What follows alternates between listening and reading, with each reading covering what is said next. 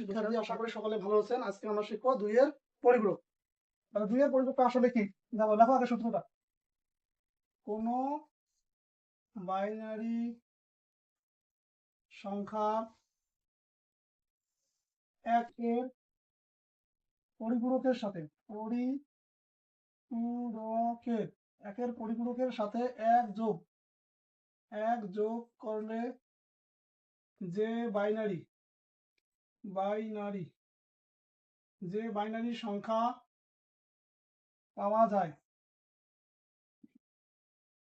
তাকে 2 এর পরিপূরক বলে। কোনো বাইনারি সংখ্যার 1 এর পরিপূরকের সাথে 1 যোগ করলে যে বাইনারি সংখ্যা পাওয়া যায় তাকে 2 এর পরিপূরক বলে। যেমন 10110, এটা একটা কি? প্রকৃত সংখ্যা, বাইনারি সংখ্যা।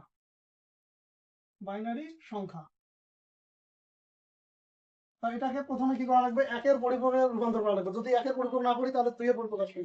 তো সর্বপ্রথম কাজ হলো এই সংখ্যাটাকে 1 এর পরিপূরকে রূপান্তর করা লাগবে। তো 1 এর পরিপূরকে রূপান্তর করার শর্ত কি? 0টাকে 1টাকে 0। তাহলে কি আছে? 1 এর পরিবর্তে কি লিখবো না? 0, আর 0 এর পরিবর্তে 1 001। ঠিক আছে? তাহলে এটা হচ্ছে কি? 1 এর পরিপূরক। এটা হচ্ছে 1 এর পরিপূরক। তার সাথে কি বলছে? সূত্রের মধ্যে বলছে কি? 1 এর পরিপূরকের সাথে 1 যোগ। তাহলে এখানে কি করব? 1 যোগ করব। 1। তাহলে 1 যোগ করলে কি হয়? 2 হয়। বাইনারি সংখ্যা পদ্ধতিতে দুটি সংখ্যার যোগফল যদি কি হয়? 2 এর সমান হয় তাহলে 0 লিখতে হয়। হাতে থাকে 1, হাতের 1 বা এটাকে বাইনারি পদ্ধতিতে বলা হয় কি? ঠিক আছে? হাতের 1 আর 0 যোগ করলে 1 হয়। হাতে কিছু নাই। এই 0 0, এই 1 এর 1, এই 0 0। এটাকে বলা হয় 2 এর পরিপূরক।